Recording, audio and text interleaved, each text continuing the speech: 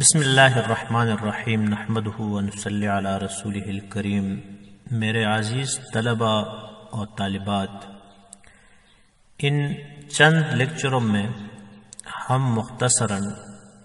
فقہ اسلامی جو ہے اس کا تعارف پیش کریں گے، اور اس مختصر ویڈیو میں تفصیل تو ممکن نہیں ہے، لیکن مختصراً تعارف جو ہے ہم پیش کرنے کی کوشش کریں گے۔ عام طور پر ہمارے معاشرے میں فقہ کا نام جب آ جاتا ہے تو بعض لوگ یہ غلط رنگ دینے کی کوشش کرتے ہیں کہ یہ قرآن و حدیث کے مقابل کوئی چیز ہے، اور ساتھ ساتھ بعض سادہ لوگوں کو گمراہ کرنے کی کوشش کرتے ہیں۔ حقیقت یہ ہے کہ فقہ قرآن و حدیث سے ماخوذ اور مرتب احکام کا علم ہے، جیسا کہ ہم آگے خود فقہ کی تعریف بیان کریں گے، عرض جب کریں گے تو اس سے آپ لوگوں کا اندازہ ہوگا کہ فقہ جو ہے یہ کوئی ایسی خارجی قرآن و حدیث کے مقابل کوئی چیز نہیں ہے۔ تو لفظ فقہ جو ہے تو یہ عربی کا لفظ ہے، اس کا مطلب ہے جاننا، کسی چیز کا جاننا، اس کی معرفت حاصل کرنا، اس کا فہم حاصل کرنا۔ قرآن کریم میں اللہ جل شانہ شعیب علیہ السلام کی قوم کا قول نقل کر کے فرماتے ہیں، قالوا یا شعیب ما نفقہ کثیرا مما تقول، ما نفقہ، اے شعیب علیہ السلام ہماری سمجھ میں نہیں آتی، ہم نہیں جانتے، کثیرا مما تقول، بہت ساری باتیں جو تم کرتے ہو۔ اور دوسری جگہ اللہ تعالیٰ فرماتے ہیں،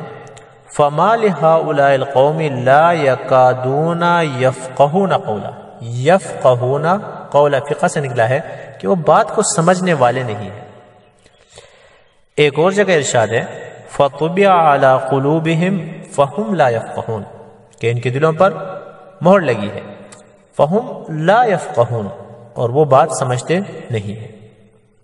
اور حدیث میں بھی یہ لفظ جو ہے فہم کے معنی میں استعمال ہوا ہے، مَن یُرِدِ اللَّهُ بِهِ خَیْرًا یُفَقِّهُ فِی الدِّین، کہ اللہ تعالیٰ جس کی بلائی کا ارادہ کریں تو اس کو دین میں تفقہ یعنی سمجھ بوجھ جو ہے وہ کیا کرتے ہیں، عطا فرماتے ہیں۔ تو بہرحال یہ فقہ کا لغوی معنی ہے، اور اصطلاح میں اس کی بہت ساری تعریفیں کی گئی ہیں،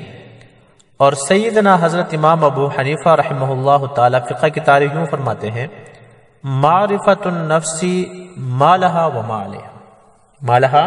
وما علیہا، نفس انسان مراد ہے، اور معرفت سے مراد سمجھنا۔ تو معرفت النفس انسان کا سمجھنا، ما لها اپنے حقوق کا،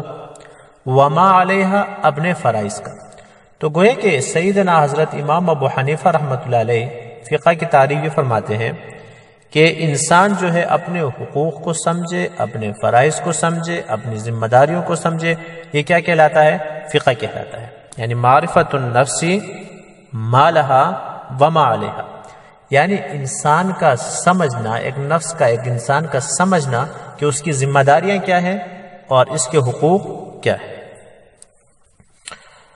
اور دوسری تعریف یہ کی گئی ہے، العلم بالاحکام الشرعیۃ العملیہ من ادلتها التفصیلیہ، اس کا ترجمہ یہ ہے، تو عربی ہے کہ تفصیلی دلائل سے شرعی احکام کو جاننے کا نام فقہ ہے۔ یعنی تفصیلی دلائل سے کیا مراد ہے آگے ہم عرض کریں گے۔